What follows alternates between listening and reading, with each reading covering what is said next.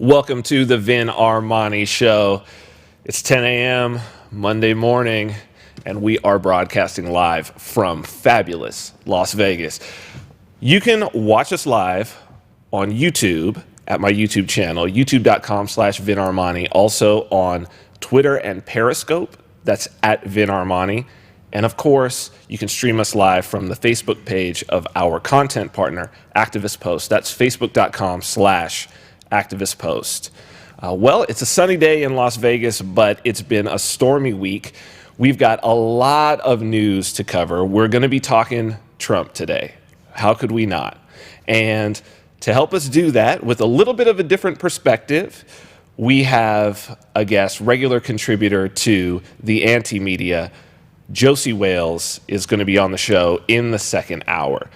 But in this first hour, we may as well just jump right into it. And jumping on in with me is my co-host and producer, my good friend, Mr. Christian Reyes. Christian, good morning, sir. Good morning. Thank you. I love the hat. Yeah. Something new. I don't usually wear it, but no, it looks good. Thanks. It looks good, yeah. And it fits because it's freezing. Yeah. There's Right. not a cloud in the sky, but it is totally cold here in Las Vegas. Yeah, it's cold. But it's been, politics at least, has been heating up. Yeah. Yeah, Dude. to say the least.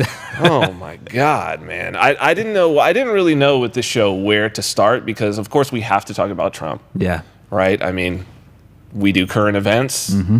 There's no current event that's more in the public eye on a worldwide scale than the moves of Mr. Donald Trump.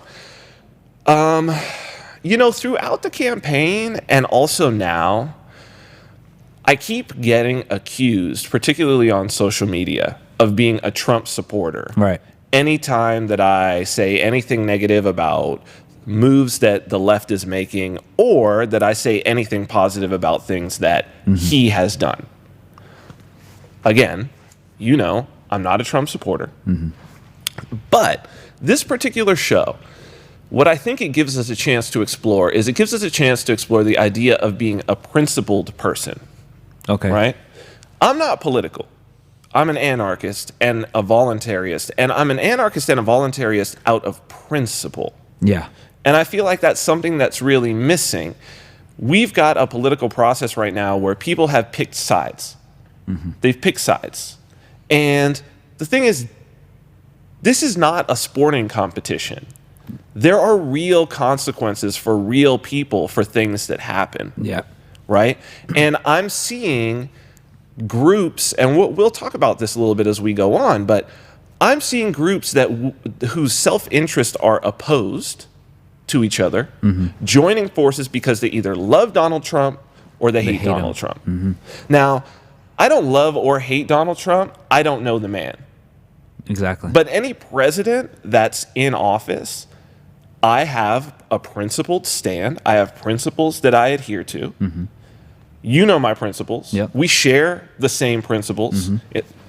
Nonviolence against others. You know what I mean? That's the main thing. Yep. But to be a moral actor, very simple. Don't hurt people and don't take their shit. It's very simple. If you're not hurting people and you're not taking their shit, or if you're creating a situation where people are getting less hurt and there's less theft happening, dude, I'm all for you. Right. Once you start hurting people and you start taking their shit, problem. So last week we talked a bit about Donald Trump shrinking the government, shrinking the power of the presidency by making some moves with executive orders, right? Very interesting stuff. Well, I got accused of basically like being in Trump's camp. Even there are some comments, Activist Post is riding Trump's dick now and all of this. Not the case. No. He just hadn't I had said, let him make some moves and we will talk about it. Well, yesterday he started. I had laid off, but yesterday he started. SEAL Team 6, Obama's favorite little crew, they are going back to work for Donald Trump. Do we have this SEAL Team 6 story? This is brand new, and they are in rare form. From antiwar.com, SEAL Team 6 kills an 8-year-old girl, scores more in Yemen attacks. So, bombing people in Yemen, the drone bombing, the selling weapons to the Saudis, Obama, not criticized by the anti-war left, but they're back. Thank God. Thank God the anti-war left is back. I hope the anti-war right shows up. I hope the anti-war anarchists show up, because this is not where we need to be. 57 people killed, including children, in the search for Anwar al-Awlaki, the 8-year-old girl in question, his daughter. Now, whenever things happen with Awlaki, who's got some questionable ties to the CIA, nobody really knows what side he's on. Well, I mean, I think it's pretty obvious that they're trying to deal with their guy. And this looks like this was Donald Trump that ordered it. There were some drone strikes that had happened that I guess were previous, that the Obama administration had already ordered, but this one looks like it was signed off on by Donald Trump. And that brings us to our first story. Yeah, new boss, same as the old boss. We're going to continue on internationally doing the same damn thing. And it's going to be the war on terror again. We're really going to go back to this. The difference, and maybe this is something as a principle for the left. I criticized Obama and the Obama administration throughout for the drone strikes, for the secret wars, for arming rebels, creating ISIS. I'm going to criticize Donald Trump the same way. He's not stopping. But the difference is the right, they rah-rah about war. They rah-rah about going after the terrorists. It's not that Obama was not doing exactly this. Obama was doing this. But that doesn't play to the left. Warmongering doesn't play to the left. And we're hitting a very, very dangerous tone with Donald Trump, returning to some old policies that we had seen before from the Bush administration, and now Donald Trump. Do we have this first Trump torture? Donald Trump is okay with torture to stop ISIS. This is from Activist Post. As far as I'm concerned, we have to fight fire with fire, President Donald Trump said on Wednesday night in an interview with ABC News. In his first televised interview since being sworn in on January 20th, Trump covered a wide range of topics. The comments regarding fighting fire with fire were in relation to the president's view on how to combat the terror group ISIS. Trump was questioned about his previous statements in support of the use of torture, specifically the simulated drowning technique known as waterboarding. Trump said he believes waterboarding works and is considering reinstating the technique. However, Trump did admit that he will yield to recommendations made by Defense Secretary James Mattis and CIA Director Mike Pompeo. I will rely on Pompeo and Mattis and my group. And if they don't want to do it, that's fine. If they want to do it, then I will work toward that end. I want to do everything within the bounds of what you're allowed to do legally, Trump told World News Tonight anchor David Muir. But do I feel it works? Absolutely, I feel it works. Pompeo was asked during his confirmation hearing if he would follow order from Trump that called for torture. And this is good, quote, absolutely not.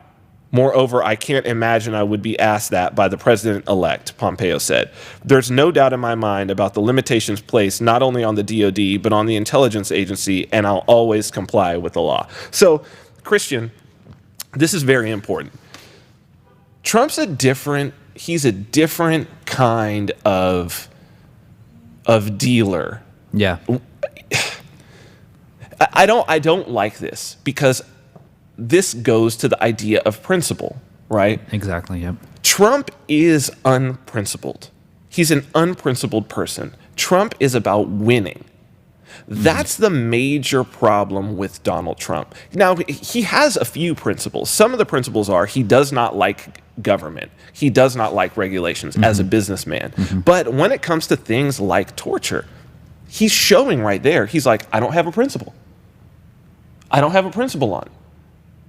Now, he's saying he's going to defer to the CIA and defer to the Pentagon, and hopefully those guys will stand by. Hopefully Pompeo stands by the principle, and Donald Trump is just like playing it up, trying to play to his base. But that's dangerous. Yeah. There are a few things in this world that you have to take a principled stand on. Torture is one of them. If you don't take that principled stand, you're an evil person. Period. Torture does not work. It does not work. And waterboarding in particular is brutal. I don't know if sounds hardcore. Well, there are some videos. They're even tough to watch. I would suggest going and checking them out where a few like reporters have gone and had like former special forces people basically like simulate. And so basically what they did, the one that I saw was they gave this dude a metal bar. So he had the metal bar in his hand. They strapped him down, did exactly as they would do it, put him back. And basically what they do is they take a wet rag, they put it over your face, your mouth, and your nose, and then they take just a pitcher of water. It's so simple. They take a pitcher of water and they just pour it onto the wet rag. And you would think, oh, there's no problem here. Dude, these people, like these reporters who would do it, would drop the rag, would drop the metal bar within like 2 seconds. And when they pulled the rag off, they'd be weeping because it feels like you're drowning. Yeah, that's crazy. It's simulated drowning. And they've been doing this in Guantanamo and in the black sites. This is like because it doesn't leave any marks. It's super psychological torture. And for Trump to say that he's in support of this is, no bueno. No bueno. But I remember being when I was more on the political left, when I was still a statist, when I still thought that the government was a root to these things, I was on the left. I was a member of the Green Party. I was politically active in the Green Party. For a period of time, I was the fundraising director of the Los Angeles County Green Party. Wow. During the war, I went to anti-war marches. I was marching in the streets of LA since the day that the bombs started dropping, that George Bush started dropping bombs on Iraq. And I didn't stop. But I remember torture. We were out against torture nonstop. However, that's not what people are up in arms about. People are not up in arms about this torture story. They're up in arms about this story about Trump not doing a temporary visa ban on a group of countries. Right. Yeah, I saw a really good, they were talking about how Obama had bombed these same countries that... And he had done a ban. Obama had done a visa ban. So he's continuing that on, but curious about this. And Activist Post has this story. This was not mentioned. This next one here about the Saudis. So Trump skipped the Saudis, Saudi Arabia and Qatar. He skipped them. He skipped Egypt. So as revealed in a leaked 2012, this is from Activist Post, leaked 2012 Defense Intelligence Agency memo, and even by Trump's 2016 presidential opponent, Hillary Clinton's acknowledgement in a leaked email, Saudi Arabia and Qatar are the premier state sponsors of these two notorious terrorist networks. They're talking about al-Nusra and ISIS since their inception. It should also be noted that not only did the 2012 DIA memo reveal Saudi Arabia and Qatar as state sponsors seeking the rise of what it called at the time a Salafist principality, but it also included the United States, Europe, and Turkey as seeking such an adversary with which to isolate the Syrian government. So supporters of President Trump continuously refer concerned analysts to a Twitter exchange Trump had with a Saudi businessman and member of the ruling Saud family, Al-Walid bin Talal. In it, Trump proclaimed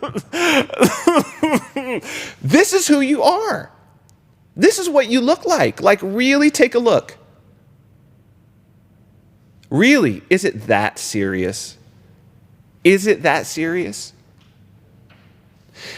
And you've got to realize that every time Donald Trump triggers you like that, and you look like an idiot every time you block traffic, every time you stop somebody from getting into the airport, every time you interrupt somebody's real life or you just act like an idiot, you just lost a supporter and Donald Trump just gained one. Think about that.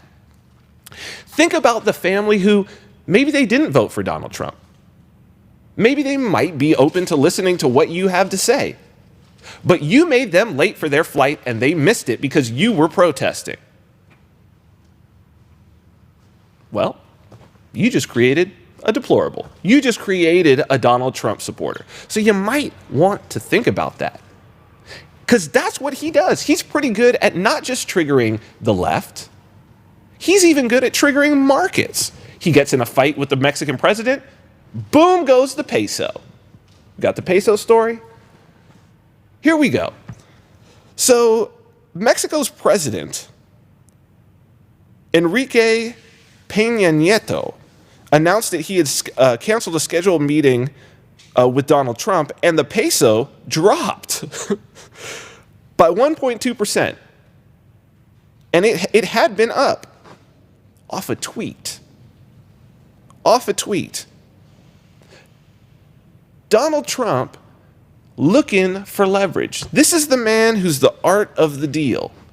So they get into a little Twitter battle, get a little back and forth. The peso starts dropping.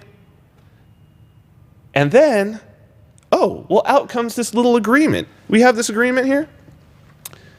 So, Mexico released a readout of Trump's call with Peña Nieto. They had a call a little after that on Friday. And Mexico said that the presidents agreed at this point not to speak publicly about the wall. Both presidents, quote, both presidents acknowledged their clear and very public differences in position on this sensitive issue, the readout said, and agreed to resolve those differences as part of a comprehensive discussion of all aspects of this bilateral relationship. The White House's readout, however, made no mention of an agreement not to discuss the wall publicly, noting instead that the leaders have, quote, agreed to work these differences out as part of a comprehensive discussion and instructed their teams to continue the dialogue to strengthen this important strategic and economic relationship. Trump continued talking about the wall publicly. Continued talking about it. You think Trump's not going to talk about the wall publicly? Now, there's a good reason why the Mexican president doesn't want to talk about the wall publicly. He's like, oh, I'm not going to talk about that publicly in his news media. He's got protests about their gasoline hike. He's got well, it's like 7% approval rating, like the most terrible approval rating that a president could possibly have. He doesn't want this being brought up publicly. He doesn't want to comment on it publicly. But Donald Trump, not only does he keep talking about the wall, now he's talking about this 20% tariff. But here's what I want to talk about. Here's Forbes, okay? So Forbes, the headline is Memo to Trump. This is like an open letter to Trump. A 20% Mexican import tariff means Americans pay for the wall. I just want to do a little, why don't you pop back to me here, Christian, because this has been bugging me all week, okay? People protesting this tariff. Well, the first thing I want to say, even Forbes is going in on this. I just want to do a little U.S. government class, like a mini class, because it seems our public education system is so shit that people actually think that a president unilaterally can institute a 20% tariff. 3 branches of government. I can't believe I have to do this. There are 3 branches of government. They are co-equal. There is the legislative, that's Congress, that's the Senate and the House of Representatives. There's the executive, that's the president, that's Trump. And there's the judicial, that's the Supreme Court. Okay, let's go through. The legislative makes the laws, including all the laws dealing with taxes and dealing with the budget. The executive executes the laws. They actually enforce them. The president signs off on the bills that are brought to his desk and he turns them into law. The judicial branch judges the constitutionality of those processes, both of the law itself and of the way that it's being enforced. That's how it works. Donald Trump can talk all day about a 20% tariff, but there's not even a bill in front of Congress. There is no tariff. There's no 20% tariff. Congress is not going to go for a 20% tariff, mainly because Walmart's not going to go for a 20% tariff, and Walmart has an army of lobbyists. Not only that, it would have to be the Republicans. And again, red states packed with Walmart lobbyists, no way it's a non-starter. But he's triggered you. He's triggering everybody. And it's because you're ignorant. There is no tariff. Donald Trump could talk about he's going to make a law and he's going to allocate money to have every home have a unicorn that farts cupcakes, but he can't do it. That's Congress. It's Congress, but you're getting triggered. You keep getting triggered. So Christian, though, here's the thing. This tariff thing actually does bring up a principle, because people were upset amongst the sort of anarchist libertarian set, particularly like the anarcho-capitalists, free trade, and I'm a free trade person. This one was huge, and they got particularly triggered. He's going to do 20%. That means it's passing it on. He's interfering. Yeah. This is theft. This is theft. Now, this is just something that I just wanted to really quickly do, okay? And I wanted to very quickly explain, because I think that something that gets lost with anarchists, especially young anarchists, is they lose sight of what it is that we're against. If we're principled anarchists, if we're voluntarists in particular, what is the problem with government and what is the problem with the state? And how I'll start out is this. I'm a voluntarist. I'm also an agorist. In that way, I believe, and we've had Peter Kallman on. If someone wants to learn a little more about agorism, go check out our episode with Peter Kallman. It was very good, the agorism episode. And we're having him back on again soon, this month. Awesome. This coming month, we're going to do a taxation is theft episode.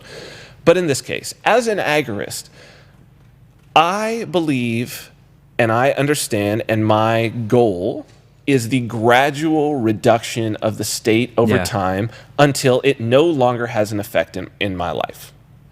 And what I envision, what I often tell people that how I envision the future to be, is that the state is not going to completely leave. I don't think that's realistic. But what's going to happen is that the state will look and have a similar power to something like what the Catholic Church has in the U.S. today. Right? Yeah. People forget there was a time when the Pope was more powerful than any of the kings of England. There was a time when the Pope waged wars. There was a time when the Catholic Church could come and snatch you up and torture you to make you convert. There was a time when the Catholic Church was snatching up women and burning them at the stake. Crazy. Okay? This is not that long ago. This is 500 years ago.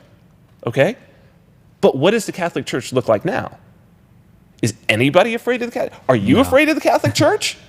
Is there any fear for you that you could? Would you be afraid to go out on the street with a sign and say that the Pope is Satan? Would you be afraid that agents of the Catholic Church were going to come and destroy your life? Actually, the fear is within. It's really strange. But what I'm saying is that you could fear it, but logically, from the outside, would that actually? But would it happen? No. Right. But you go back to Martin Luther. He just pinned some theses up on the door of a church, and the Pope sent out a death sentence for his ass. Right. Yeah. The Pope used to be able to order people to be killed, death sentences, right? So the way that the government is now, I do believe that if we do our jobs as voluntarists, as agorists, that what will eventually happen is, sure, there might still be some people who want to pay income tax. Yeah. But it's voluntary. It's voluntary, yeah. You want to live, they want to live in a little area, they want to vote for the president, Gotcha. They want to do all this, but they can leave. You know, it's kind of like, I live in a gated community, we have a homeowners association. Yeah. Right? It's like an HOA. It'll be like an HOA. HOA. You vote for the HOA president, you do all this, but you can always leave. Seems very fitting. And this HOA doesn't do war against this HOA to try to take over their HOA. Yeah. You understand what I'm saying? Yeah. Because what we're against is we're not against government. We're against violent coercion and theft. If the government isn't coercing anyone violently and isn't stealing from them, and you can opt in or opt out, fuck it. Yeah. Have your government. It's fine. It's just rules at that point. Goes back to principles. That's the principle. So the problem that came up with this tariff issue was I was having a debate with other, particularly anarcho-capitalists, trying to say, look, everything the state does is theft. Because the way that the state is organized now is theft. It's forced. It's forced. Well, the way that they pay for anything, right? Income tax. Because we have an income tax, and because the income tax and sales tax and all of these compulsory taxes that you must pay, that you cannot opt out of, where they're claiming ownership of your labor. Everything the state does, yes, everything the U.S. government does is theft. However, you have to separate out the actions that are theft just because the U.S. government does them, and the actions that would be theft if they were not done by a U.S. government. So, for instance, providing health care to someone is not theft. But paying for it with stolen money is wrong. Gotcha. Stealing the money to pay for it is the theft. Yeah. But providing the health care is not the theft. Gotcha. Okay? The income, and that's where the separation has to happen. And it's important for people to understand. We say taxation is theft, right? That's an anarchist libertarian credo. The reason why we say taxation is theft is because we are against theft. If taxation is not theft, we're not against it.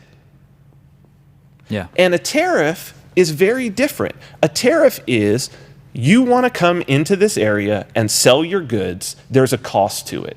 There's a duty. Either you pay a percentage of whatever this is worth, or you pay by the ton, whatever.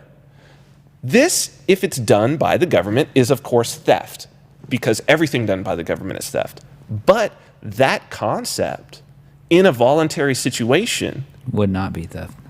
It's how a farmer's market works.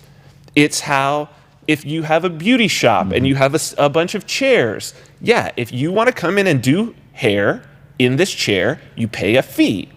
If I run a strip club, there's a stage fee. Yeah. If you want to come and dance in this strip club as a stripper, you're an independent contractor, you pay a stage fee to dance.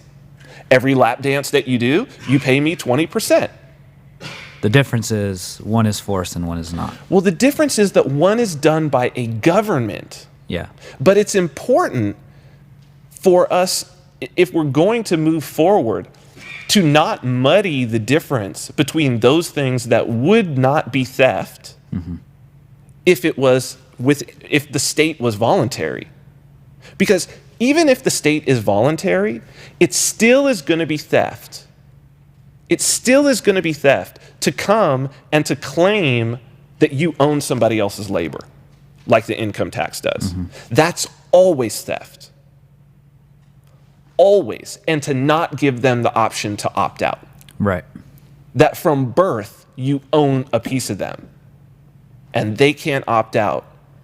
Because the problem with something like the difference between a tariff and an income tax is, with the income tax, we're sitting in our private property. This is our private property. If you and I want to make an exchange within our private property, that is our right. Right. Yep. This is not the government's property.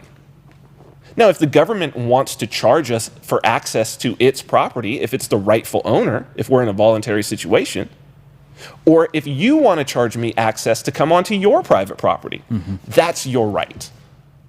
But I don't have a right to take money from you for the things that you do on your private property. You understand what I'm saying? Yeah. I don't have a right to make that claim. And I certainly don't have a right to make a claim to your labor. What's the quote? Your rights and Your rights end where mine begins. Right. So it's very different. Borders are not theft. Charging admission and controlling your property is not theft. It's also not violent coercion.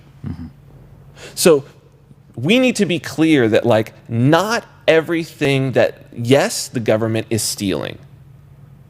But if the government stops stealing and stop violent coercion in order to, for instance, gain revenue, one of the ways that would be available to gain revenue in a non-violently coercive, non-compulsory government would be tariffs. Well, think of governments essentially kind of putting a halt to innovation and competition. For sure. Because it's saying, okay, who's going to build the roads example? Government builds the roads. Well, there's probably 100 different ways to build the roads better. This is true. But because the government is building the roads, we will never see that. Or if the government was not, if there were no roads, I mean, the thing that I like the most is, why do we assume that roads in the first place are the best idea? Yeah.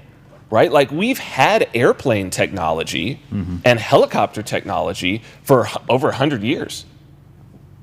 Right? Who's to, like, if there were not roads, it's potentially possible that it would be more cost effective to run helicopters out to places. Yep. Or planes out to places. And if there were no regulations, if there were no FAA, we would already probably have flying cars.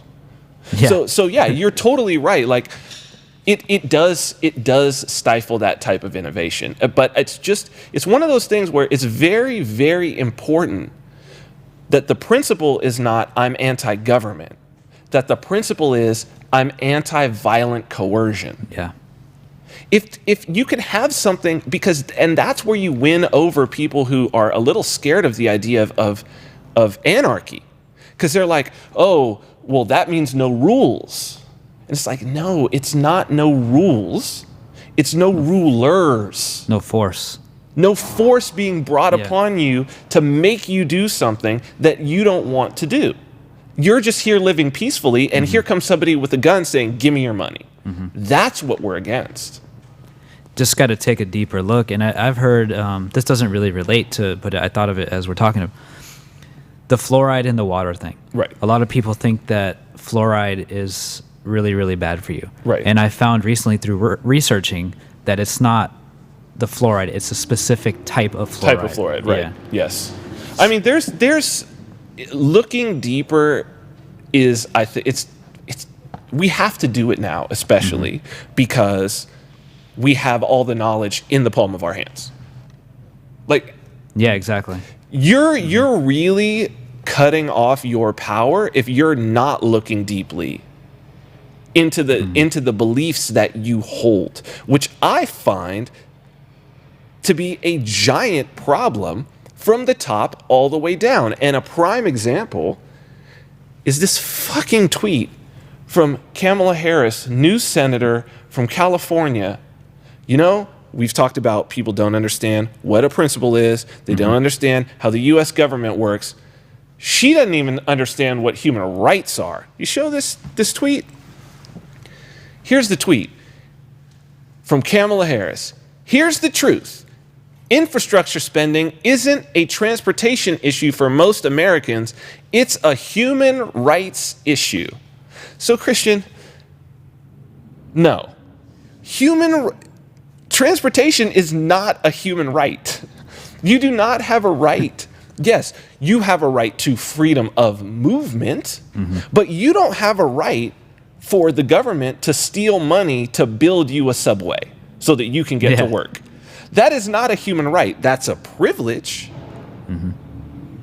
Like, it's not, if transportation spending was a human right, then it should be a human right for everyone who wants a car to have a car and to have exactly the car that they want, which clearly is not a human right. Yeah, it's a privilege. So we've got senators from major states who will be voting on human rights issues that affect people around the world who don't even know what human rights are.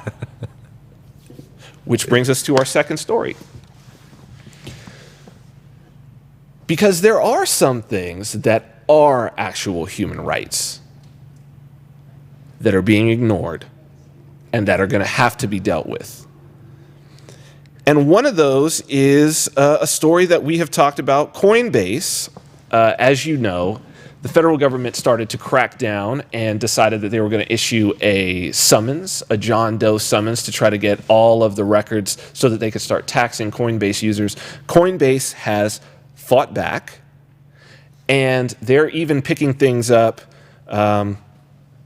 dealing with the decaching of certain countries. We've covered India. We have some more news on that as well. We've got this Coinbase blog. This is the Coinbase blog. The title is Controlling Your Own Wealth as a Basic Human Right. Now, this is a human right that actually is a human right. A few months ago, this is from the blog. A few months ago, the Indian government withdrew 86% of banknotes in circulation. Ostensibly, it was to cut down on the black market economy and tax cheats, but it also wiped out a large percentage of the wealth of the poorest people who hold their wealth in cash. A few weeks later, Venezuela followed with a similar measure. Governments exist to serve their citizens. One could argue that the Indian government recalling banknotes had a positive impact on citizens, more tax revenue for education, roads, etc. Yet it also harmed millions by eroding their wealth. This delicate balance of power between individuals and governments has been in flux throughout history, and it's helpful to have some checks in place to ensure it doesn't get too far out of alignment. Digital currency can be one of those checks because it provides an opportunity for people all over the world to gain more control of their money. With universal access to smartphones, it will likely spread rapidly to every country in the world. This increase in control for individuals will probably stimulate a great deal of economic growth and improve the human condition, but it will also introduce some uncomfortable changes into society and has a long way to go, improving security, volatility, and usability to be compelling to a more mainstream audience. If digital currency can overcome these challenges, and I think it can, it will establish controlling your own wealth as a basic human right for anyone in the world. So, for me as an agorist, this is huge. This is the human right, the new human right that we need to be talking about. And it's especially true when it comes to Bitcoin. And if you have not started experimenting with Bitcoin, if you do not know anything about cryptocurrency, I would suggest that you go and check out a beginner's guide to Bitcoin that we've put together at Activist Post. It's at activistpost.com/Bitcoin.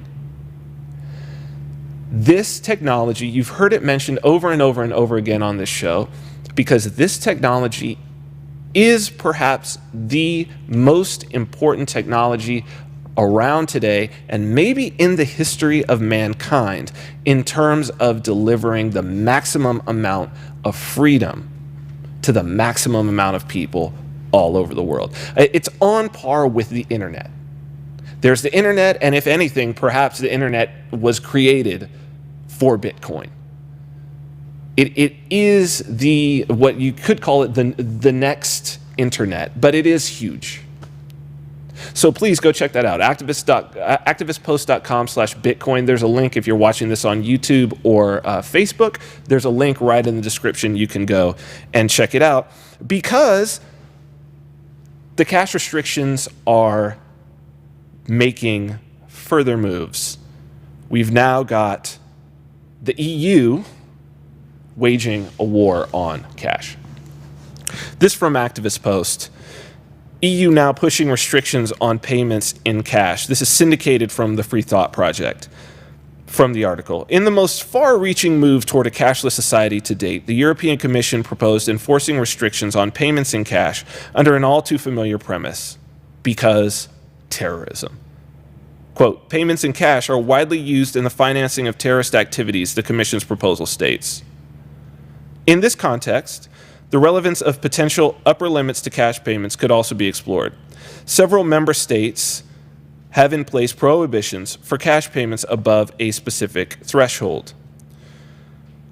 On the heels of the European Central Bank's discontinuation of the $500 note, the Commission's plan would drastically scale back civilians' ability to conduct transactions using currency and, by default, will allow banks and the state further means to track individuals via bank cards. So this is really something that we're going to see, man. Christian, it's coming. The war on cash. Yep. I use cash almost exclusively. Mm-hmm.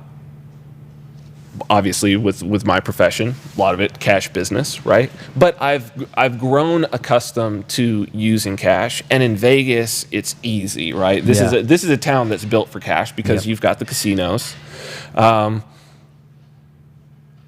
Without cash, and if people are not going to move to Bitcoin, you do give up so much of your privacy. It's crazy. So much privacy. I mean, it's crazy to me that, like just today, I stopped off at the gas station on the way in, and I'm seeing people at 7-Eleven buying like gum with a chip card. Mm-hmm. Everything. So they probably got direct deposit into their bank account. And we don't think about things like bank runs. Because I could foresee a situation in the US where things did happen bad economically and people just really did not pay attention. Mm-hmm. And then showed up trying to pay for something with their card, and all of a sudden it's like, well, yeah, we can't take that anymore. And just have wealth wiped out. People are not in gold. But very dangerous. Again, Bitcoin, man. Bitcoin. Start experimenting with it. We've got an Agorist project coming up with Activist Post, kind of a secret project that we'll be launching soon that has a lot about Bitcoin, and we'll be talking about that more.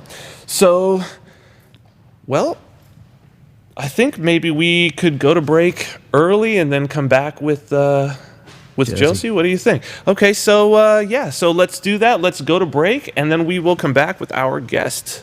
So, Christian, it's that time of year again. It's getting cold, man. It is getting cold. It is getting cold. But you know where it's not getting cold? Acapulco? That's right. And you know where we're going to be in February? Acapulco? Yep. Last week of February, Acapulco. I'm speaking down there this year. It's going to be So awesome. I know you're looking forward to seeing me. Yeah, absolutely. And I'm looking forward to broadcasting. We're going to do some interviews. Who are you interested in seeing down there? Of course, Jeff Berwick. Well, yeah, it's his conference, obviously. Larkin Rose.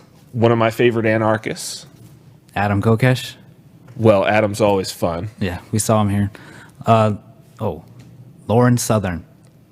Hot. also brilliant. So I'm interested in seeing her. Luke Rukowski. Yeah, from We Are Change, of course. And Roger Ver.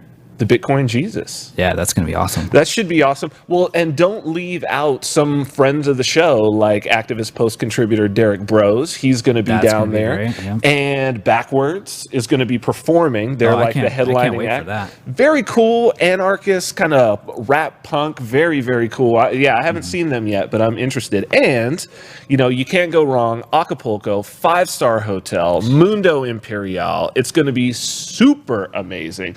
Drinks, sun, I'll be by the pool for sure. So, it's actually rented out the entire spot just for Anarchapulco. That's incredible. Well, it is the biggest anarchist conference in the world. Right? So 5-star hotel, Mundo Imperial in Acapulco. Can't go wrong. Can't go wrong, man. And if anybody wants to join us, and I hope that they do come and join us, go and visit anarchapulco.com. And when you buy your tickets, use the coupon code Armani, just like Vin Armani. Use the coupon code Armani, and they're going to get 10% off their tickets, Christian. Save 10%. Can't go wrong.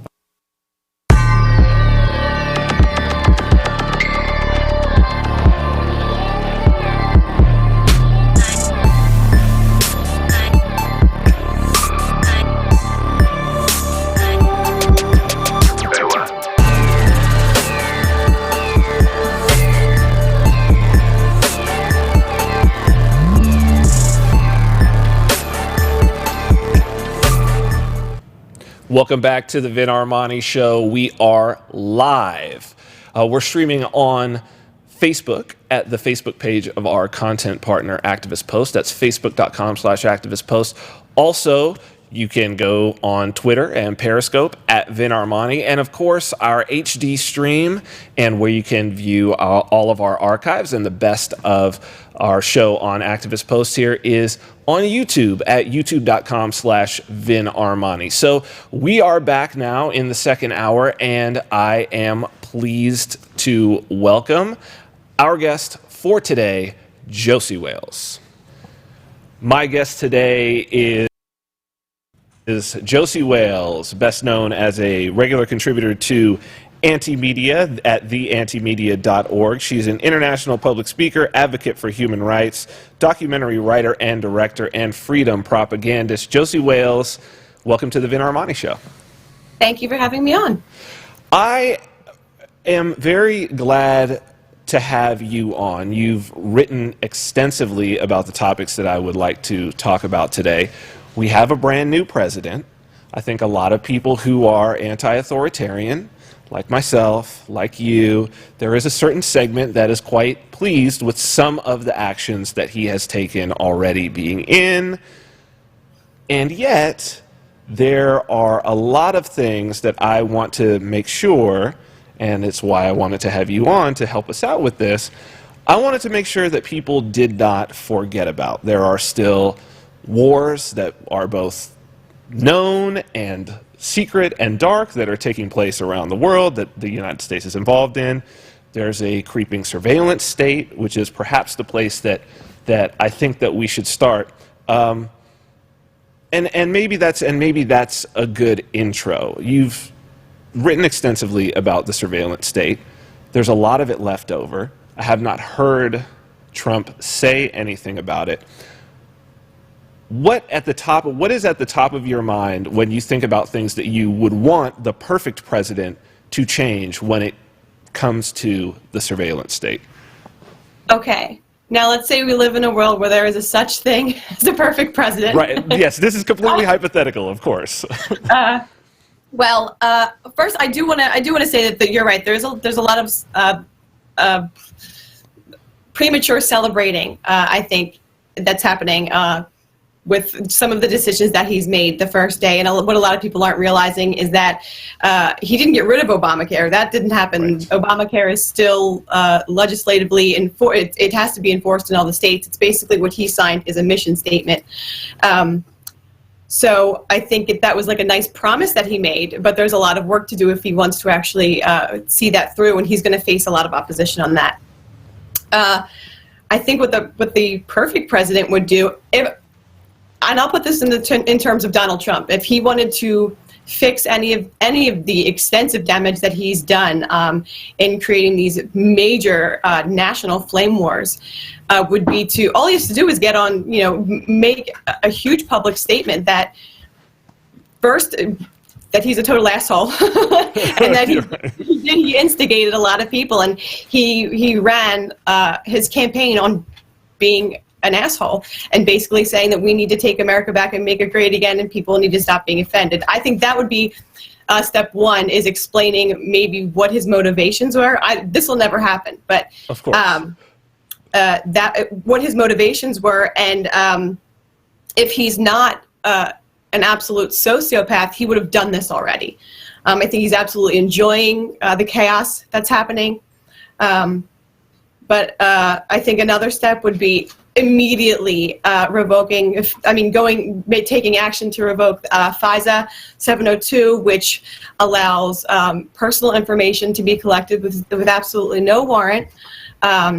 Executive Order 12333, which is the surveillance state.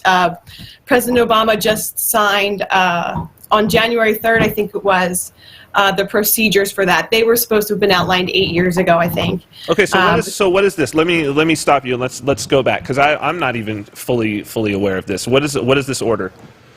Now this came during the Bush era, when right after 9/11 with the Patriot Act, and basically when the nation was extremely vulnerable, people were terrified and angry. They wanted to know what was going on, what happened, why their families were dying, why the government couldn't stop this. So rather than explaining why the government couldn't stop it, the government said, okay, well, this is what we'll do from now on. We'll just watch all of you. Okay. So basically, the executive order, what it allowed was for the massive collection of data, personal data, foreign correspondence, none of it's off limits. And there's very tricky wording in it that says, it has to go over, the communications have to go overseas in order for it to be able to be collected. But you and I speaking within the country, this can bounce, to countries all over the place. Sure. So that then lands in the hands of the NSA, legally. Legally in that they made it legal by executive order. It's a giant violation of rights. And there are a lot of pages to it. There are, I think, 52 pages just to the procedures for it. And what the procedures did, what this just did right before Trump came in, was to basically cut out the middleman. There are 17 intelligence agencies in the United States government, and only the NSA could decide what information went where.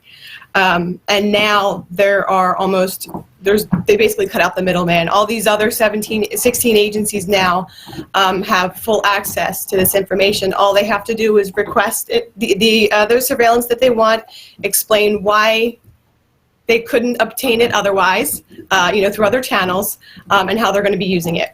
And I'm sure that's completely public, right? That they're gonna be letting everyone know publicly that they're going to be doing this, right? This is all interagency in between all of the different intelligence agencies classified. So there's no way for us to know what that actually entails, right? Like, oh, we couldn't get it because Bob's an asshole or whatever. Like, it's completely up to them, isn't it? Oh, absolutely, and that's just a formality. That's just added in there to leave some semblance of a process. And this information, say the CIA wants access to certain information, surveillance that the NSA, they have to request it. Well, all they have to do is basically say, because we couldn't tap their phones at the time, and we didn't know, it's just a formality, just to show that there's some kind of process. And they don't have to apply any privacy laws, any of the very weak privacy laws, but they don't have to even apply those to the information that they're going through until after they've gone through the information, until after they've actually violated the privacy of American citizens, yes. And this information, they can't use. There's a clause that says they can't use this information against American citizens, but if they find information that an American citizen has committed a crime, then they are bound by law to hand that over to the Justice Department. So that's just another loophole. Okay, so let's back this up a little bit. Because I think this is something very important for people to understand, right? Because the common refrain is always, well, I have nothing to hide and all of this, but they've been collecting information for quite a long time. They're going to continue to collect information. I could see a situation where somebody is not even actually fully aware that they are maybe involved in something, right? That a crime may be taking place with, say, their business partners or something, and that they may have been involved in something. Their records get pulled for whatever reason, even if it's erroneously. And then all of a sudden they find themselves, criminal prosecution for something that happened potentially 10 years ago because they're recording everything. I mean, that's kind of there's a potential for that, isn't there? Oh yeah, there's not only potential for it. I'm sure that it's been, probably has happened, and it probably will happen a lot more going forward. And I think that it is very telling that Donald Trump hasn't touched that. Right. Really. The only time he's ever really mentioned surveillance is when he goes on his very patriotic anti-terrorism rants, when he talks. I think I've heard a couple blurbs here and there, but he really doesn't touch it, which is absolutely terrifying, seeing as Barack Obama went on and on about how he was very concerned about a Trump presidency, and then just extended the amount of power that this administration now has to surveil its own citizens. And that is a big point. Barack Obama, for all of it is something that is quite amazing to me. For all of the rhetoric on either side about either Hillary was going to be a monster or Donald Trump was going to be a monster, Barack Obama did certainly come out, as you said, and he was playing right into this whole idea that if you elect Donald Trump, you're going to get a fascist dictator. And yet he didn't just leave in place the things that would empower a fascist dictator. He expanded them. Absolutely. And that's something that no one really notices or talked about. And that's why I was like, I saw that. I was like, oh my gosh, I have to write this today. And even then it didn't really, no one really batted an eye, and it's because of these flame wars, these hot button issues, and that people do have a right to be angry that that someone so divisive Sure. has been elected as president of the United States, and I understand why both sides are very angry, because but the thing is, this was so beautifully orchestrated, but in a terrifying way, that it pit people against each other instead of looking. And it's worked for hundreds and hundreds of years. Sure. But it pit people against each other. And now there are two giant groups of very angry people in the United States who hate each other and don't even see each other as human, and don't even realize that there's a massive government in place that is using this to victimize all of them. Agreed. One of the things that I see coming particularly now from, and it scares me, from the Trump supporters, from the Trump fan base, the deplorables, whatever they want to call themselves, right? One of the scariest things to me is that while I do agree with things, because I'm an anarchist, and if you tell me, yeah, I'm going to cut out trade deals, I'm going to cut out regulations, I'm going to cut taxes, someone who's actually doing things to shrink government, I'm going to be like, okay, you're going in the right direction. But when I hear somebody bringing up Islamic terrorism again, and as you say, I mean, we went through this. I think we have very short memories as Americans. I remember I'm no longer the type of person who would go out and protest, but I remember being younger and going and protesting in the streets against the things that were happening with the Patriot Act and the things that were happening with FISA. And that was all under the guise of, we're going to stop Islamic terrorism. I think it seems to me, and maybe you've had some thoughts about this, where is this disconnect? Where is it? I mean, is it racism? Is it xenophobia? Like, I don't know that it's that. I can't figure out what it is. But where is this disconnect of like, yes, all about freedom, less government, but wait, right here, like way more government. Where have you had thoughts about that? Where is that disconnect? Oh, absolutely. I think it's really hard. Well, because a lot of us have been just raised. It's normal. That's how we were raised. These things are in place for a reason. So it's hard to ever imagine that maybe there's a better way. I mean, and there's not even, it hasn't even, all these think tanks and universities in all over the world, you know, brilliant minds haven't even come up with even a slightly different system. It's just more system and more control. So it's never even an option that this will go away. So I think that kind of, it's that it's not an option for this to ever go away. So let's see what we can work with while we have it. And that does make sense. To a point, because I get that absolutely what you just said. If we're going to, you know, take back a little bit here and there, that's good. But I'm not ready to start cheering anything yet. It's very early. Right. And I think a lot of it, honestly, comes from fear, and everyone fears different things. So if a government policy is being pushed that preys on their insecurities, even though they're genuine and they really do want freedom for themselves and others, that basic human instinct of survival and protecting yourself, that kicks in. So, you know, no one's perfect. And while we're all trying our best, I think that it's definitely fear that's manifested itself in anger and mob mentality. And when you're scared, you know, you seek, you want to protect yourself. And a lot of times you will go, you know, with a bigger group of people because it feels safer that way. Mm-hmm. And then that leads to more groupthink and then reinforcing a lot of the bad ideas because you feel a little bit tougher, you know, when you have a group of people behind you. So I think that's where a lot of that, especially cheering on or being terrified of the terrorists and all of the threats to American freedoms that the government protects us from. Right. Because they're so benevolent. Right. I mean, putting on like a little prediction, kind of like prophecy hat here, what would you think would be? We have the surveillance state the way that it is. We know that it's expanded.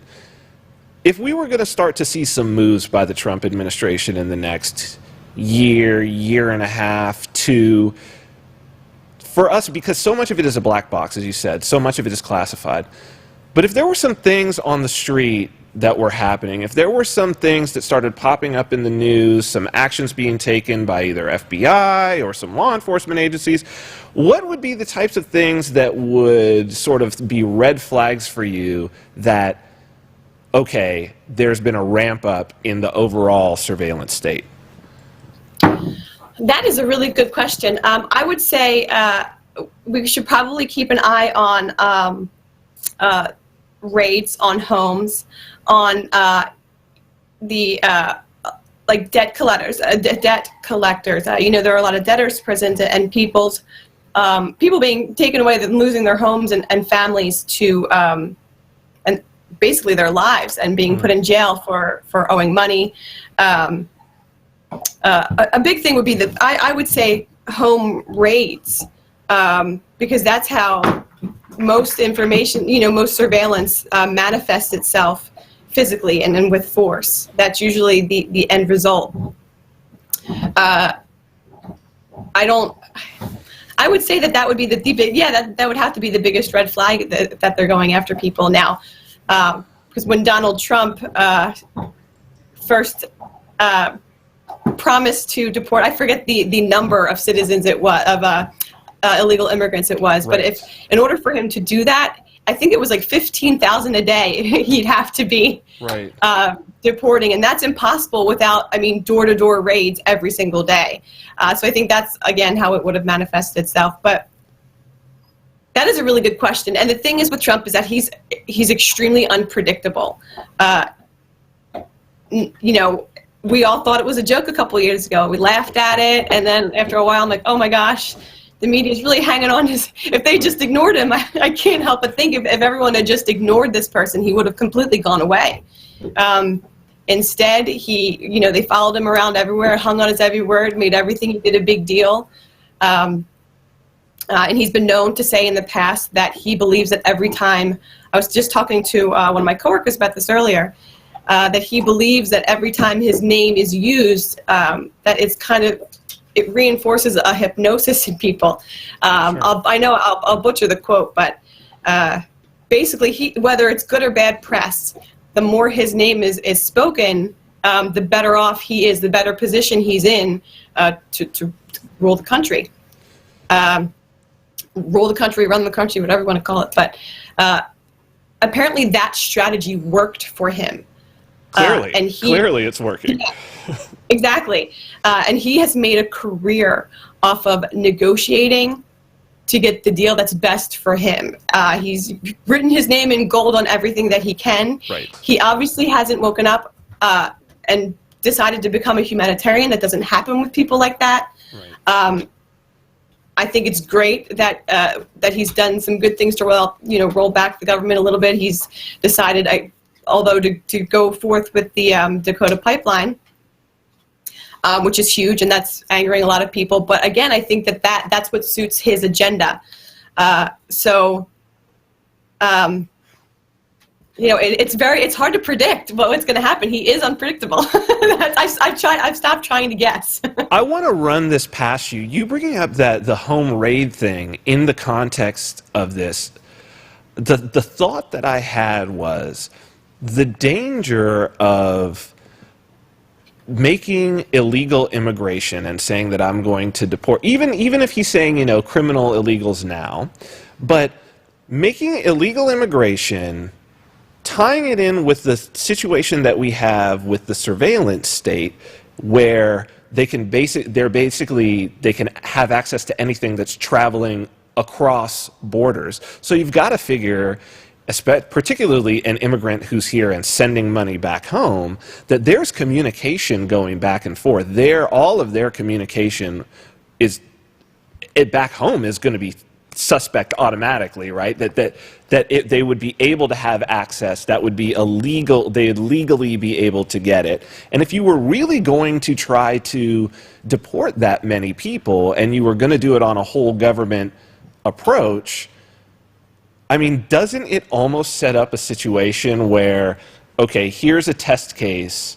We're going to go after illegal immigrants in the country. We're going to utilize the resources of the NSA, CIA, whatever, intergovernmental. Doesn't that start to set up a situation where, okay, now we're really using millions of people's worth of communications and proceeding from there to go and grab them, put them on a bus, train, whatever the hell it is, and ship them out? Absolutely. And now they have 17 times the amount of manpower to go through all that information.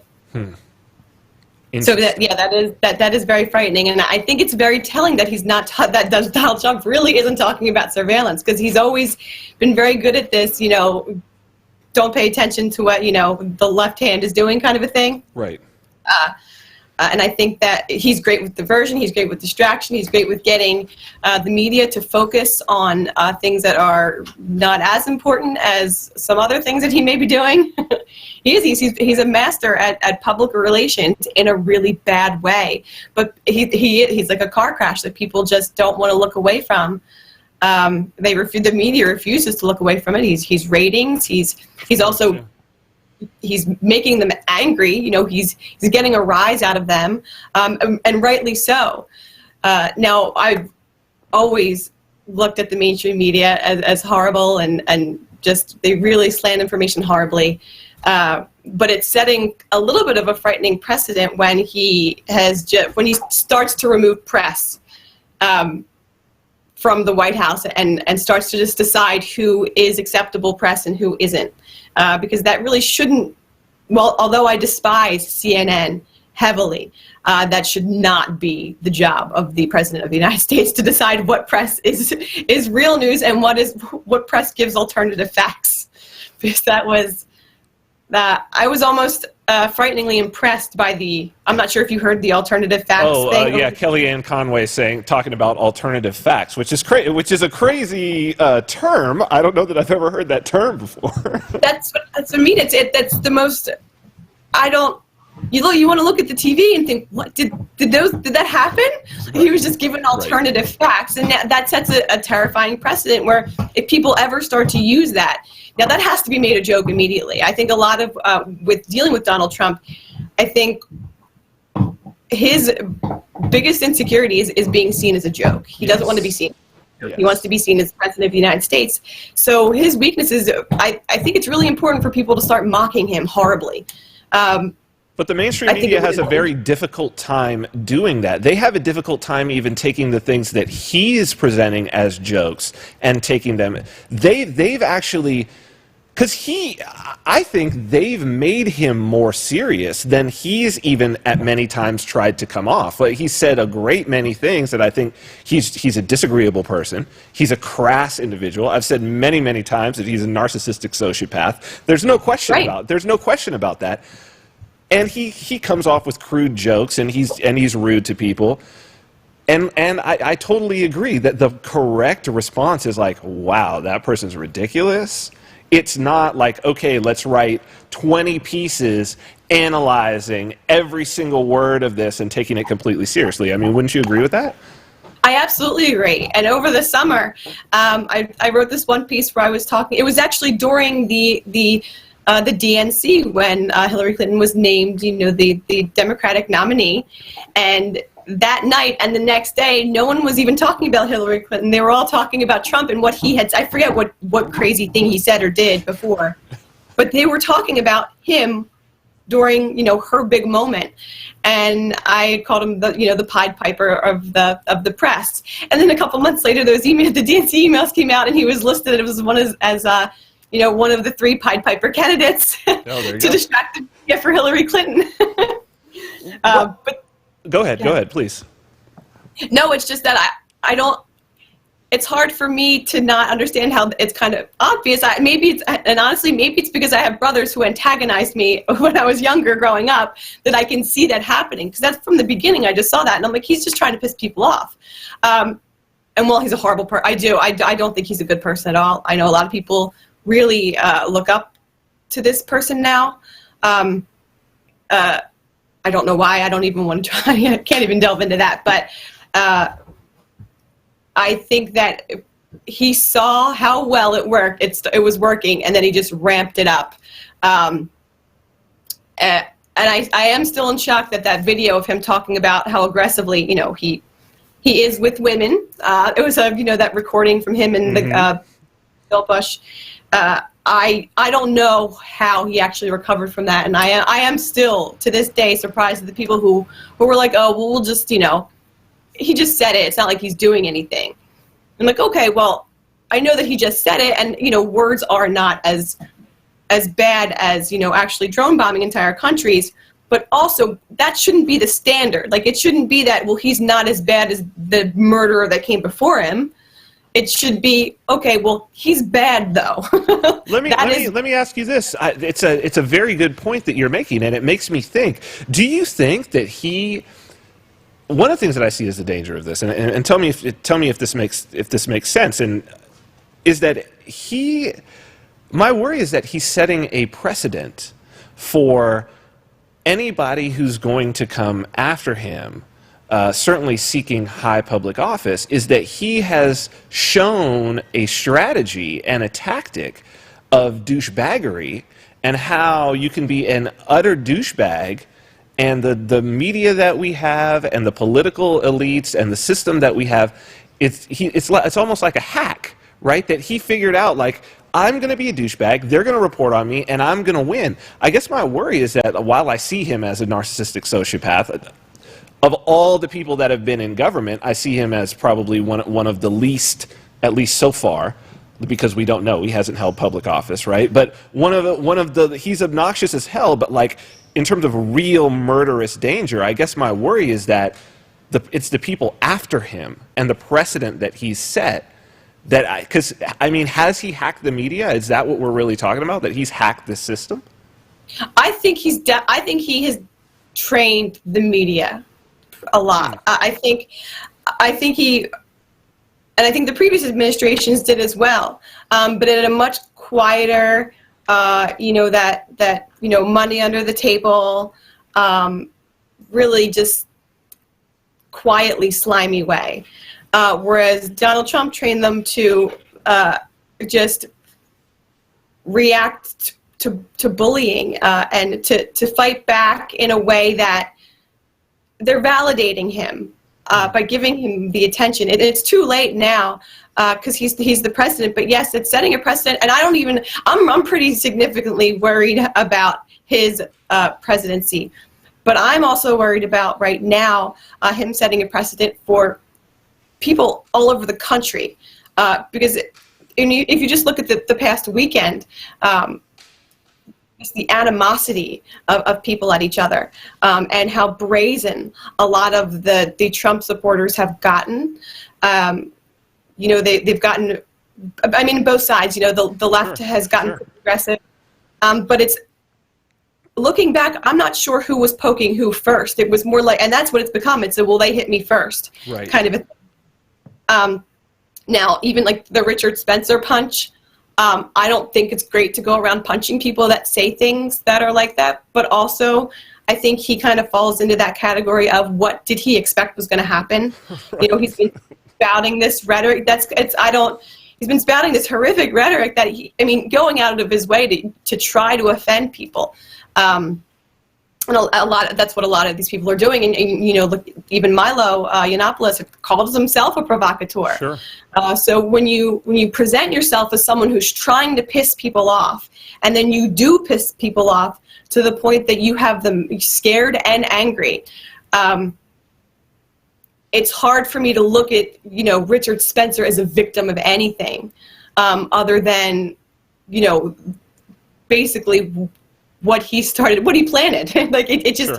He kind of reaped what he sowed. And I didn't really shed a tear over that, but that is setting a precedent that comes, from the whole campaign. There were, friends and colleagues that I never would have dreamt would have been cheering on certain phrases used by the president and, in private, and are now like, oh yeah, just, I can't imagine. I'm just amazed at the precedent that has already been set. So it is interesting. The country is clearly divided in a way that I have not seen this country divided. What I'm afraid of, and you brought it up a little bit. We've got a situation where even under Obama, when the country it was divided, but not as divided as it's become. No one was paying attention to things like drone strikes.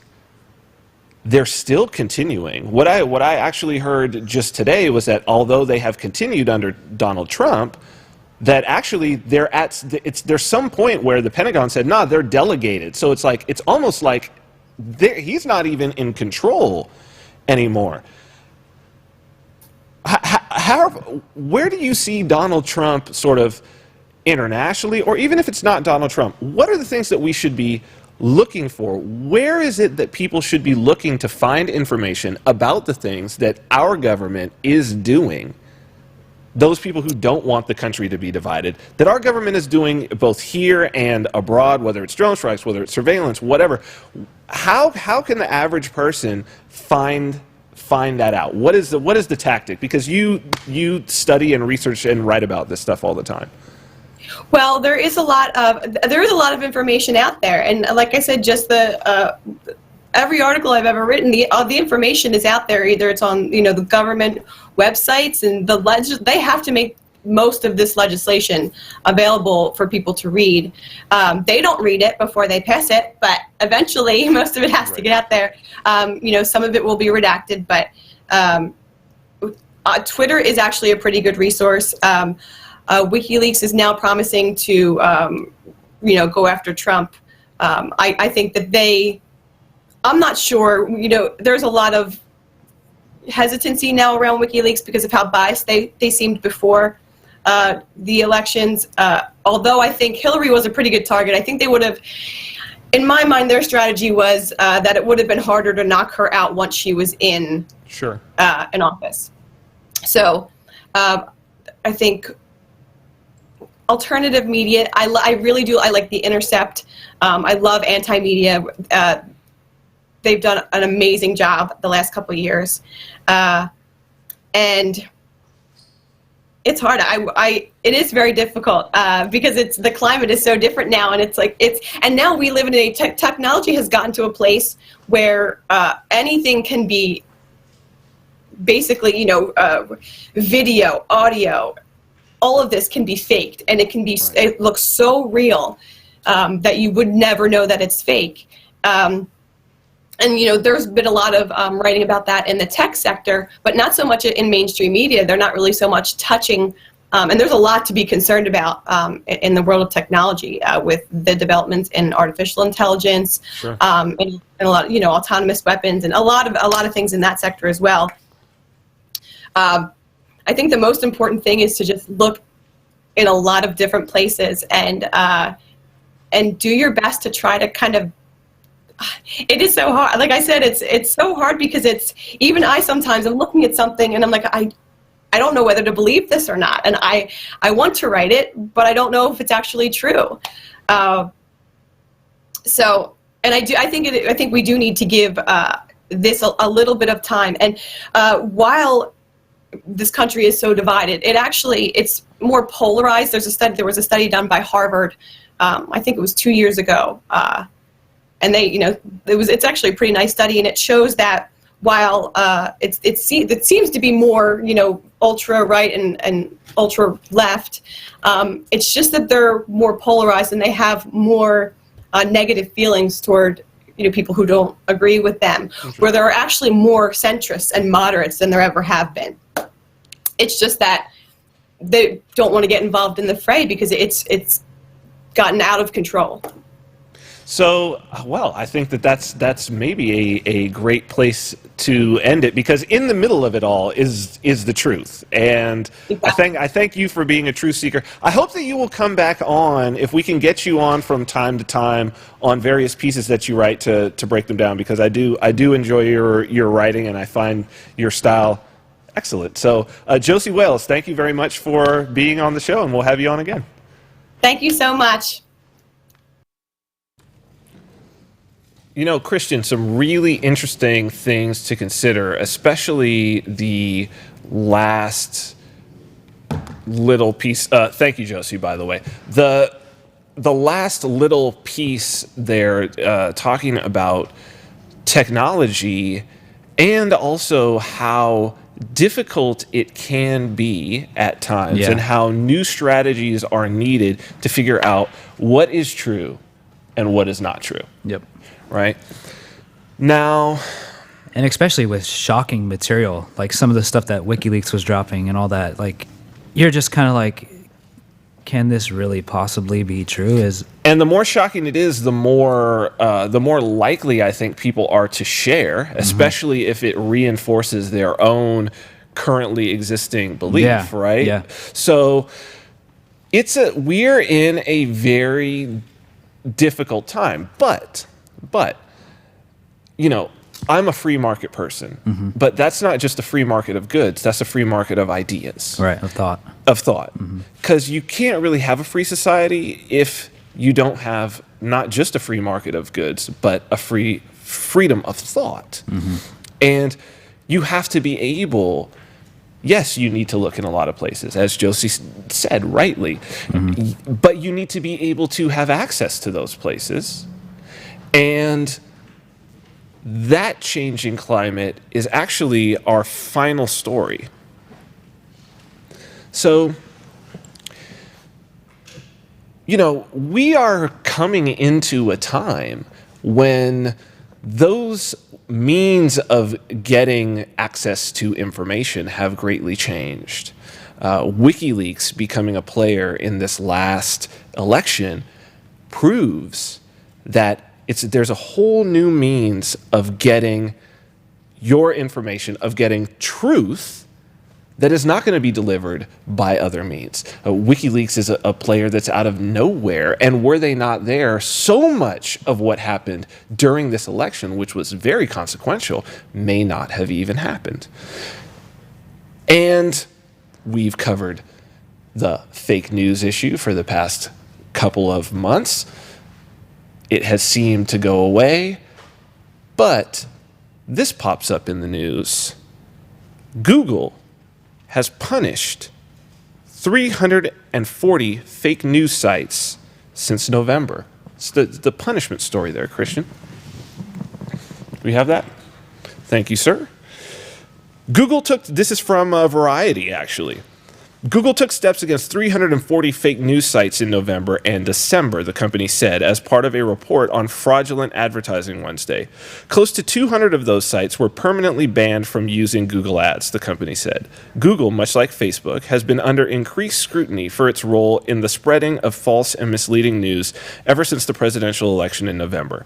The company responded to this the same month with changes to its AdSense policy, prohibiting sites that, quote, misrepresent, misstate, or conceal information about the publisher, the publisher's content, or the primary purpose of the site to use Google Ads for monetization. Google said on Wednesday it had reviewed some 550 sites since those policy changes, resulting in permanent bans for nearly 200 and temporarily cutting off another 140 sites from the company's ad dollar spigot. Now, Christian, if you would, this one's a hard one for me. Google is obviously a private company. Mm-hmm. They can do as they please. There are other search engines, but when you tell somebody to search something on the web, you tell them to Google it. Yeah. Right? I mean, functionally, in terms of market share, there really aren't other search engines. So Google is important. Google is most people's on-ramp to the internet. Yep. Most people's on-ramp for information. It's mine. I wouldn't use anything else for research because nothing else is going to deliver results that are as good. So it's got to be there.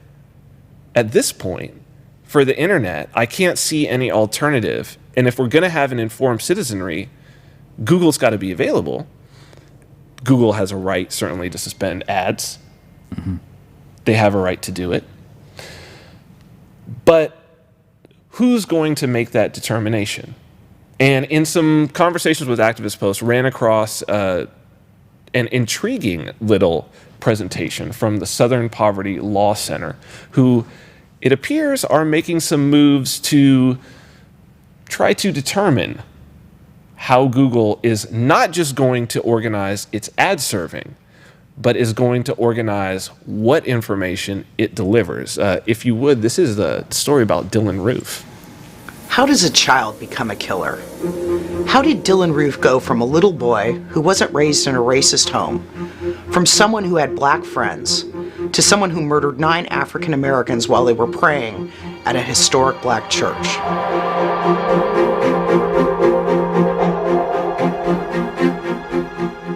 Part of the answer lies in the story of how fragile minds can be shaped by Google's search algorithm. Dylan Roof posted a manifesto on the web a few months before his murderous rampage. He said that he didn't grow up in a racist home or environment. The event that awakened him to racial issues, he said, was the Trayvon Martin case. I kept hearing and seeing his name and eventually decided to look him up. I read the Wikipedia article and right away I was unable to understand what the big deal was. It was obvious that Zimmerman was in the right. But more importantly, this prompted me to type in the words black on white crime into Google, and I have never been the same since that day. The first website I came to was the Council of Conservative Citizens. There were pages upon pages of these brutal black on white murders. I was in disbelief. At this moment I realized that something was very wrong. How could the news media be blowing up the Trayvon Martin case while hundreds of these black on white murders got ignored? Had Roof first come to another website, history might have been different. He might have learned the truth instead of the racist lies pushed by the Council of Conservative Citizens. And the truth is that the vast majority of white people who are murdered are killed by other white people, not by black people as the Council's website suggests. The Council's site wasn't the only one peddling misleading statistics when Roof Googled black on white crime. In fact, the amount of interest in 2013 in this topic, stoked by white supremacist propagandizing, actually created a cyber cascade on this subject, linking Roof to these proliferating hate materials. Because of the way Google's algorithm works, Roof's search results were dominated by racist misinformation. The truth was submerged. Google likes to present itself as though it's the new library for the world. It says that its algorithm uses a set of signals to determine how trustworthy, reputable, or authoritative a source is. But whether because Google's algorithm is flawed, or because it is easily manipulated by those well-versed in search optimization, it apparently didn't present trustworthy, reputable, or authoritative information to Roof. Say I were to walk into a library and ask for information on black-on-white crime. Well, there wouldn't be a whole section filled with white supremacist books that a librarian would point me to. Instead, a librarian would probably lead me to the FBI's crime statistics. That's not necessarily what happens when Google is my library. And it gets worse the more I use Google's library. In an attempt to cater to our preferences and ultimately to monetize them, Google's algorithm keeps giving us more and more of what we search for. And what Roof came to want, as he was being miseducated, was proof of an epidemic of black murders of whites, happily provided by America's white supremacists. Another site that Roof came to was stormfront.org, the oldest hate site on the web. It's filled with racist and anti-Semitic materials shared by more than 300,000 registered users from around the world. Here, Roof found himself in a world of black-on-white crime, a major topic on Stormfront. We know this because Roof posted on the site. Roof also found the Daily Stormer, a cesspool of anti-black and anti-Semitic materials that calls itself the premier alt-right site. He posted there as well. And in the world in which he found himself, thanks to Google, there was little to counter the racist propaganda that dominated his search results. Roof was fed and ate up a lie. The problems with Google's algorithm aren't confined to the issue of crime. The same happens when searching about Islam, or did the Holocaust happen? Last February, staff from the Southern Poverty Law Center visited Google and demonstrated that when one ran searches for Martin Luther King Jr., hate sites were at the top of the page. They included martinlutherking.org, run by the racists at Stormfront. Google told us that it couldn't alter its algorithm, but shortly after our visit, the search results for Martin Luther King seemed to change. And there have been a few other instances when Google appears to have tweaked its algorithm to avoid embarrassing results. A few years ago, it was pointed out that if you typed Jew or Jewish into Google, all you got was anti-Semitic arguments on the evils of Jews and why they should be exterminated. Google apparently tweaked its algorithm to fix that. Google also probably tweaked its algorithm when Google Maps was manipulated and the White House was renamed with a racist term. But if Google is to live up to its claim that its algorithm delivers trustworthy, reputable, and authoritative results, Google has much more work to do. As the path Dylan Roof followed when he first typed the words black-on-white crime into Google's powerful search engine proves, there is a danger that the fragile-minded, the impressionable, and the young may find themselves in a world dominated by misinformation and hate. It's a fundamental problem that Google must address if it is to truly be the world's library.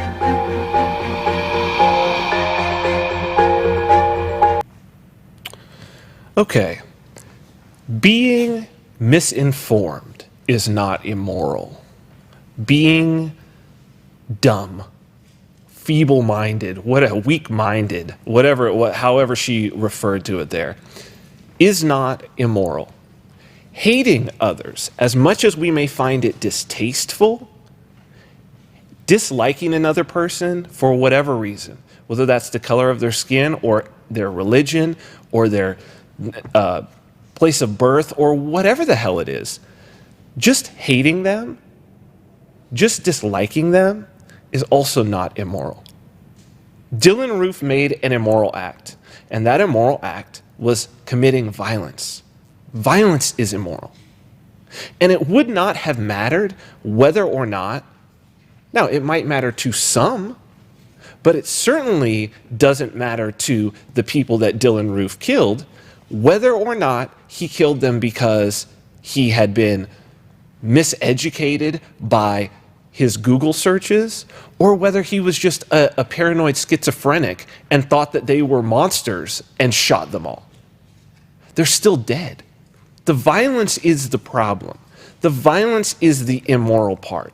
But what I want to show, because this was just a little demonstration of living by principle.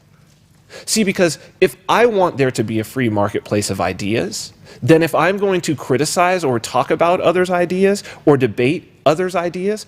I need to let other people express themselves.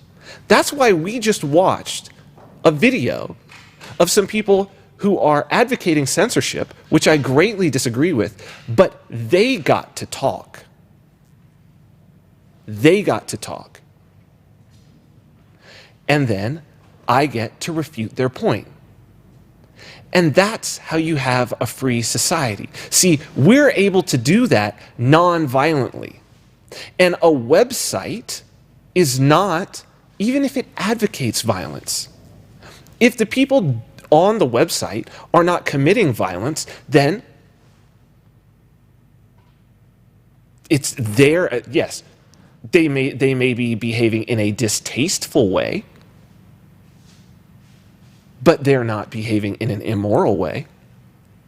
Freedom of speech has to be completely free. But what the Southern Poverty Law Center here is suggesting, and what we know that they're doing, is they're going into Google. See, Google's algorithms are colorblind. Google's algorithms are not operating under what's politically best or not. But they're going in to try to get Google to tweak its algorithms. And they're successfully doing it. We've got this Holocaust story, which was something that she brought up. This is from the Huffington Post. A white supremacist site no longer leads Google search results for a specific Holocaust-related query following an update to the search engine's algorithm. Google tweaked its algorithm following weeks of backlash after several outlets reported the top result for the search, "Did the Holocaust Happen?" directed users to an article from American neo-Nazi group Stormfront that claimed it never took place. "We recently made improvements to our algorithm that will help surface more high-quality, credible content on the web," a Google spokesperson said in a statement to the Huffington Post. "We'll continue to change our algorithm over time in order to tackle these challenges." See, I have a problem with the Southern Poverty Law Center being the arbiters of what is and is not the right thing to appear in a Google search. One of the reasons I have a problem with them is because they don't even know what different political ideologies are. In particular, while I don't formally call myself an anarcho-capitalist, I think of all the anarchist sort of delineations, I probably fall closest into that in terms of my ideals. I certainly call myself a voluntarist. But according to the Southern Poverty Law Center, being an anarcho-capitalist, I'm a member of the alt-right. Do we have this alt-right? So this is a Southern Poverty Law Center right off their website. And they're talking about Richard Spencer. They're describing the alt-right. What is the alt-right? It's quite a long article. This little excerpt right here. Spencer describes the alt-right as a big tent ideology that blends the ideas of neo-reactionaries who advocate a return to an antiquated pseudo-libertarian government that supports traditional Western civilization, archaeo-futurists, those who advocate for a return to traditional values without jettisoning the advances of society and technology, human biodiversity adherents, and race realists, people who generally adhere to scientific racism and other extreme right ideologies. Alt-right adherents stridently reject egalitarianism and universalism. So, this part I agree with. Most of the people in the alt-right, pseudo-libertarian government, supports traditional Western civilization, that's pretty much what they want. Reject egalitarianism and universalism. I would tend to agree with that. But then the next statement says, at the heart of the alt-right is a break with establishment conservatism that favors experimentation with ideas of the French New Right, libertarian thought, as exemplified by former U.S. Representative Ron Paul. So Ron Paul is now an alt-righter. Anarcho-capitalism, which advocates individual sovereignty and open markets in place of an organized state. I don't even have to go further than that. Paragraph above, they say, they advocate a return to an antiquated pseudo-libertarian government. And they stridently reject egalitarianism and universalism. So Ron Paul, a constitutionalist who's for the liberty described in the Declaration of Independence, all men created equal, endowed with by their creator with unalienable rights, which is the very definition of egalitarianism and universalism, and anarcho-capitalists who don't want a government. So how, Southern Poverty Law Center, can you be both? How can you want a government and be an anarchist? And how can you stridently reject universalism and egalitarianism? And then the most universal and egalitarian politician that we've had in generations, you include him in there. And you're the ones that we're supposed to trust to tell Google what should and should not be at the top of the search results. So, Christian, this is one I think people need to pay attention to. It's something that they need to watch. And again, it goes back to principle, because even though I may vehemently disagree with the Southern Poverty Law Center, if they genuinely show up in the algorithm when I type in alt-right, or when I type in anarcho-capitalism, or when I type in Ron Paul, I want them to be there. Right. I want the algorithm to not be tweaked. Yep. I don't want you to tweak the algorithm. I want to see what's truly coming up to the top. I want to see what's truly popular. It's very important. Google is a resource that is important to the future of humanity. Yep. You know, it's interesting. As you were talking about that, I was thinking about the idea that freedom, along with freedom, comes responsibility. And in that case, one would be responsible for, one, doing their own research. Yes. And two, respecting the other side enough to hear it out and with the idea of understanding their own belief better. Agreed. And there's a third part in there that I think is missing. And that is Southern Poverty Law Center does not respect the right of a human to evolve. Yeah. Because you know what? Yeah, you start out uneducated. Right, exactly. You start out uninformed. You start out ignorant. But not everybody is going to pick up a gun at this starting point and go and shoot everybody. Dylan Roof, if he wasn't as unhinged as he was classically unhinged. You can even see in those photos. Yeah. Right? The dude's he's not all together. It's funny that all these shooters tend to have these bowl cuts. Have you noticed that? It's really very weird. Yeah. I don't know what that's all about, the bowl cut, right? But there's something wrong. Right. There's something wrong with this guy. There's a whole lot of people who start out at the far end of an ideology when they're young. A whole lot. I mean, you go back to the Ed Norton movie, the American History X, right? That's an archetype. Yeah. You start out young. I mean, even myself, right? Every day is changing. I've still got just to remind me to not be arrogant and to let people evolve. I still have hanging in my house the fucking poster of Che from when I thought I was a socialist. But you evolve over time. Yeah. There's a lot of young people now who are identifying with the alt-right, who talk about, fascism is cool and deport all these Muslims and blah, blah, blah, blah, blah. You know what? When they're 40 and they've got kids, they're not going to feel that way. No. And actually, the attention is faster than it's the fastest evolution. So for sure. Yeah, so they're going to move. They're going to move through that. Once the attention is there, once it's brought to their attention, it's going to change. So the Southern Poverty Law Center is not respecting the consciousness and the evolutionary potential of individuals. Right. To allow them, you know what? Yeah, they're going to see that. And then they're going to eventually evolve past it. Because if you don't have people who've evolved past it, they don't actually have wisdom. Yeah. At that point, all they have is indoctrination. They have brainwashing from you. Right. And now we're sitting in 1984. Yeah. which is still on the bestseller list. Amazon, read 1984. So it's sold out recently. and that's what I'm saying. But we've got to do what we can to speak out so that we don't reach a point where ignorance is strength and we're dealing with the ministry of truth. And I think with that, It's powerful. we're coming down on close to time, man. So thank you for today. Yeah, thank you. Great show, great work, and I'm going to say goodbye to the people. So today's show was about principle, and I want to thank Josie Wales for coming on, a principled actor. It doesn't matter who's in the White House. It doesn't matter who's president. This isn't a football game. You don't go and put on a jersey. You sit with a set of principles.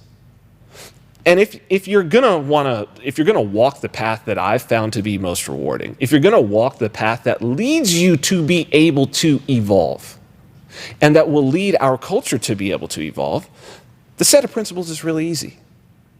Don't hurt people, and don't take their stuff.